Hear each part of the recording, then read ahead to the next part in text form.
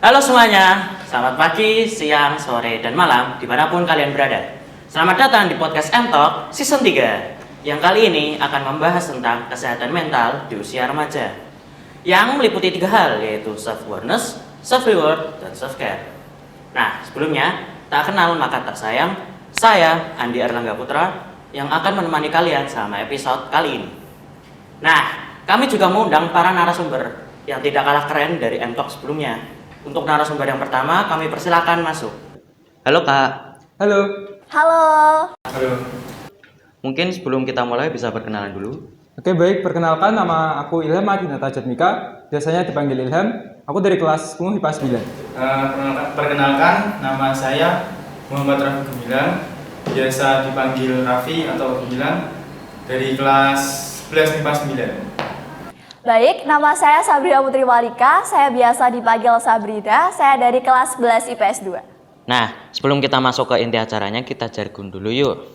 M-Talk 3. Take care yourself. Take care of your mental health. Nah, sekarang kita akan masuk ke pertanyaan pembuka. Menurut pendapat kakak, apakah self-awareness itu dan seberapa penting dimiliki sebagai seorang remaja? Kalau menurut aku sih, self-awareness itu kan suatu kemampuan diri sendiri dari masing-masing orang ya. Jadi kalau orang itu nggak tahu self-awareness-nya orang itu sendiri, maka dia nggak bakal tahu apa potensi dari orang tersebut. Menurut saya, self-awareness adalah bagaimana cara saya bisa memahami diri saya sendiri. Dan hal itu menurut saya sangat penting dikarenakan dengan adanya self-awareness ini, saya bisa mengerti apa sih kelebihan dan kekurangan saya. Kemudian saya bisa memahami tujuan saya tuh ke depannya mau apa. Dan saya bisa mengontrol emosi saya. Apa yang kamu sukai dan menjadi kekuatan di dalam diri kakak? Itu iman dan positive thinking. Baik, yang saya sukai adalah saya suka mencoba hal-hal yang baru. Jadi kalau misalnya saya berpikir ada hal yang menarik dan hal yang menantang, saya selalu mencoba itu. Hal apa sih yang membuat kakak percaya diri sehingga merasa bangga ketika melakukan hal tersebut?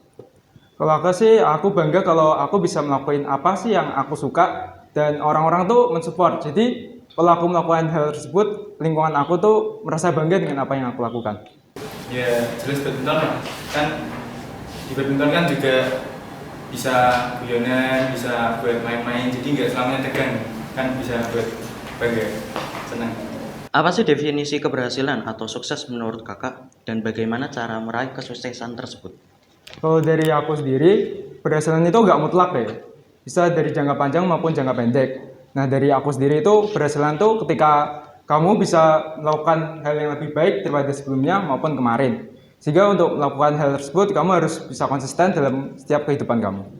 Jadi menurut saya keberhasilan itu adalah suatu hadiah bagi saya karena telah mencapai suatu tujuan atau saya telah berusaha semaksimal mungkin untuk meraih keberhasilan. Tapi saya berprinsip bahwasanya keberhasilan saya dengan keberhasilan orang lain itu berbeda. Jadi saya tidak akan membandingkan keberhasilan saya dengan keberhasilan orang lain, begitu. Selama ini menurut kakak, apa yang merasa membatasi diri? Kurang pede. Yang membatasi diri saya sendiri adalah sifat malas saya. Dikarenakan saya sudah merencanakan segala sesuatu, saya sudah planning tentang rencana esok hari itu mau apa sih gitu. Tapi tiba-tiba rasa malas itu muncul seketika dan akhirnya itu menghambat semua pekerjaan saya. Dan itulah yang membuat saya merasa tidak baik dalam hidup saya adalah sifat malas saya, begitu. Kalau aku sih sering terbatas dengan pikiran aku sendiri ya. Biasanya aku gampang overthinking maupun kepikiran hal-hal yang seharusnya tidak terjadi. Jadi itu membatasi aku banget sih dalam melakukan semua kegiatan. Baik, lalu kak, jika kakak bisa mengubah satu keputusan yang pernah kakak ambil, keputusan apakah itu? Menurut saya tidak akan mengubah keputusan pada masa lalu dikarenakan saya berprinsip bahwasanya ya sudah keputusan masa lalu itu biarlah yang lalu, saya jadikan pengalaman pada masa kini. Karena apa? Karena keputusan masa lalu itu membuat saya lebih baik lagi di masa depan untuk berubah menjadi positif lagi. Jadi sekarang saat ini saya akan memperhatikan lagi bagaimana saya mengambil keputusan, bagaimana dampaknya, apakah itu berdampak positif ataukah malah berdampak negatif pada diri saya. Jadi saya tidak akan mengubah keputusan pada masa lalu. Mungkin aku bakal mengubah keputusan untuk nggak mendalami suatu pelajaran non bidang yang ada di sekolah ya. Jadi aku mau mengembangkan bakat-bakat di luar pelajaran. Jadi misalnya aku mau pelajarin bidang musik. Dulu aku kan nggak mau belajar musik. Nah sekarang aku nggak bisa. Kalau bisa ngubah, aku dari dulu mau belajar musik. Selanjutnya, bantuan apa sih yang sering kakak minta dari orang lain? Ngerjain tugas. Biasanya aku minta bantuan orang lain tuh untuk dalam rangka bersosialisasi ya. Biasanya kalau aku di lingkungan atau tempat yang baru gitu, aku kan susah untuk berkenalan langsung nih. Biasanya aku ngajak teman dulu ke tempat baru untuk berkenalan. Jadi aku nggak bisa independen ke tempat yang baru gitu. Perilaku apa sih yang tidak kakak sukai dari orang lain? Suka bohong dan OT. Orang-orang yang tidak bertanggung jawab, di mana orang-orang yang tidak bertanggung jawab itu pastinya akan merugikan banyak sekali pihak, maupun itu diri saya sendiri, bahkan misalnya dalam organisasi itu. Kalau dari orang lain sih biasanya kalau contohnya teman ya, dia itu orangnya tahu dia sudah melakukan kesalahan, tapi dia tuh nggak nyadar dan justru malah menyalahkan orang lain.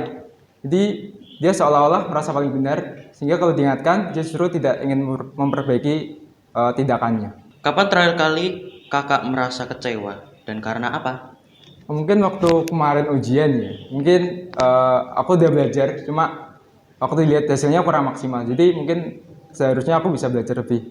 Kemarin ya, bulan Maret atau April itu yang saya ikut Tarkam, ya saya harusnya bisa juara 1 sih, tapi karena kurang pede ya, terus jadi juara 2. Saya merasa kecewa terhadap diri saya sendiri karena saya ekspektasi lebih terhadap suatu perlombaan. Jadi saya selalu berusaha optimis untuk perlombaan, kemudian saya sudah menekuni perlombaan tersebut, tapi ekspektasi tidak sesuai dengan realitas saya. Saya sudah terlalu berorientasi atau berekspektasi lebih terhadap suatu hal, dan itulah yang membuat saya merasa kecewa.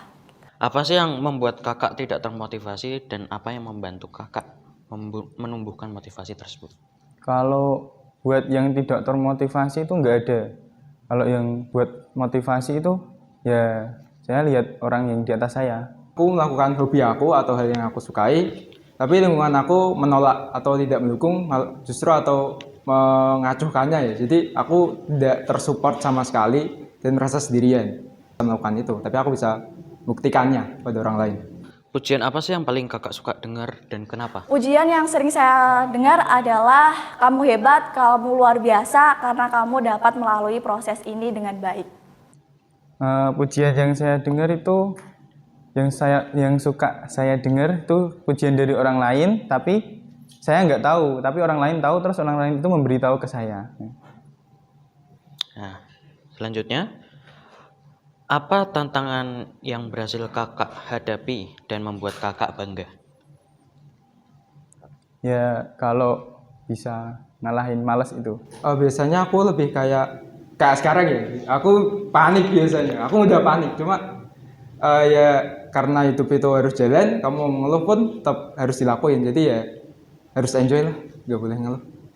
Tantangan yang berhasil saya hadapi adalah yang awal ya, dulunya tuh saya memiliki pikiran negatif atau misalnya terhadap suatu kegiatan atau kejadian, saya selalu berpikir negatif. Tapi lama-kelamaan saya akan merubah diri saya, yaitu yang awalnya negatif thinking menjadi positif. Jadi saya selalu berhasil melewati semua itu, menjadikan pikiran saya selalu positif terhadap suatu kegiatan, suatu hal, ataupun terhadap orang lain.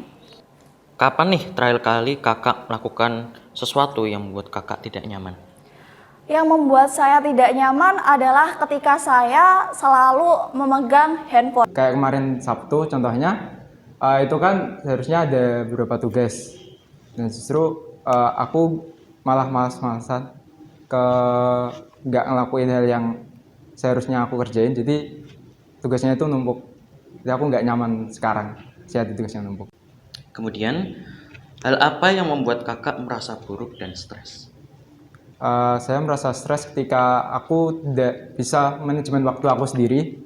Jadi biasanya aku gampang stres kalau misalnya waktu itu nggak aku bisa manfaatin secara maksimal. Kalah kalau turnamen. Apa yang ingin kakak capai 10 tahun ke depan? Kalau 10 tahun itu banyak ya yang mau dicapai. Sukses juga iya. Kalau menikah sih ada ya semua orang. Tapi kan ya pikir besok aja lah kalau nikah. Salah satunya mungkin aku mau lulus dari SMA ini dengan nilai yang terbaik, bisa dapat beasiswa, menang berbagai lomba dari tingkat nasional maupun internasional, bisa masuk SNMPTN, dan yang pasti membahagiakan keluarga dan orang tua. Lalu, hal apa atau pikiran seperti apa yang membuat kakak khawatir atau bahkan rasa takut? Seperti tadi aku jelasin kalau aku gampang banget overthinking dan udah panik, jadi itu membuat aku gampang takut.